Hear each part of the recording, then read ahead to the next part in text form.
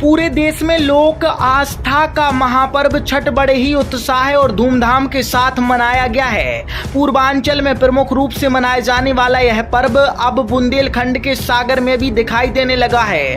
कार्तिक षष्ठी को छठी मैया का पूजन करने के लिए सागर में श्रद्धालुओं में अलग ही उत्साह दिखाई दिया।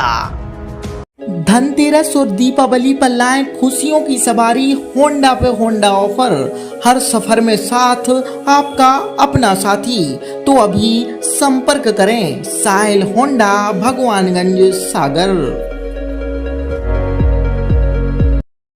सागर की लाखा बंजारा झील के किनारे बिट्ठल घाट पर पहली बार शहर की महिलाएं पहुंची तो उनके साथ में परिवार के लोग भी इस पर्व के साक्षी रहे। बिहार और पूर्वांचल के लोगों द्वारा मनाए जा रहे इस उत्सव में शामिल होने और देखने के लिए शहर के लोग भी सैकड़ों की संख्या में यहां पर पहुंचे थे, जिन्होंने छठी मैया के पूजन को देखा और उनको प्रणाम किया।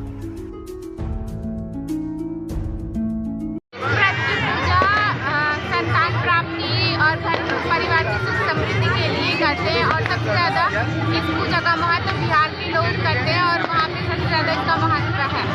तो आप कितने साल से कर रही हैं इस पूजा को? मैं इसको 2 साल से कर रही हूँ और आप सभी को छठ मैया की पूजा की हार्दिक शुभकामनाएं। जी मैम, आज क्या महत्व रहता है ये जो संध्या को अर्घ दिया जाता है? आज ये सूर्यास्त का पूजन था और कल ये सूर्योदय का होगा। ये बिहार और खासकर पूर्वी यूपी में मनाए जाने वाला बहुत ही कहना चाहिए ऐसा उत्सव है जिसमें कि पति और पुत्र की लंबी आयु हेतु कठिन व्रत रखा जाता है। लगभग 3 से 4 दिन का ये व्रत होता है और ये सूर्योदय के पूजन के पश्चात ही ये इसका पारण किया जाता है। जैसे आज देखा गया कि कई सालों बाद ऐसा हुआ कि जब डूबते हुए सूर्य किसी को दिखाई नहीं दिए हैं।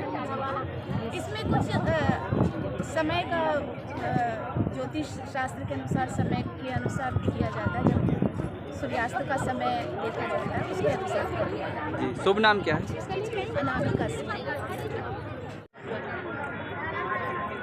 ये जो छठ पर्व है ये अपने आप में इसका पौराणिक महत्व भी है और महाभारत में कहा जाता है कि द्रौपदी ने अपने पति के लंबी आयु के लिए व्रत किया था और यह व्रत निश्चित रूप से मान्यता ऐसी है कि इस व्रत को करने से मनोकामनाएं पूर्ण होती। व्रत कठिन है और सूर्य का साक्षात जो स्तवन है वह इस व्रत के माध्यम से करने का एक बड़ा अनूठा यह अवसर होता है।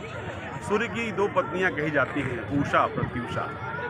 तो उषा और प्रत्युषा चूँकि अस्त होते हुए सूर्य को अर्घ देना ये अपने आप में एक उदाहरण है जो कभी कहीं होता नहीं है। उगते सूर्य की आराधना तो करने का प्रचलन है मगर इस छठ पर्व में डूबते हुए सूर्य की आराधना करने का यह अवसर है।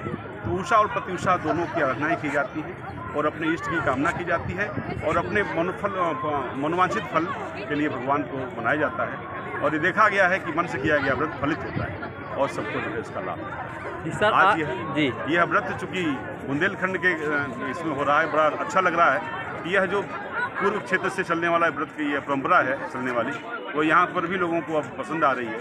लोग इसमें अपने आप को देखने आ रहे हैं, शामिल हो रहे हैं और नित्य नए व्रतधारी बढ़ते जा रहे हैं। ये बहुत अच्छा लग रहा है।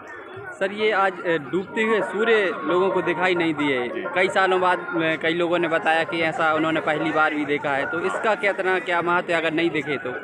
अब डूबते हुए सूर्य का मतलब यह है कि यहाँ नहीं दिखाई दिए हैं मगर और अन्य जगहों पर तो सूर्य का उदय हुआ है और खासकर पूरब में जहाँ तक हमको फ़ोन से बातचीत हुई वहाँ पर तो सूर्य का उदय हुआ है।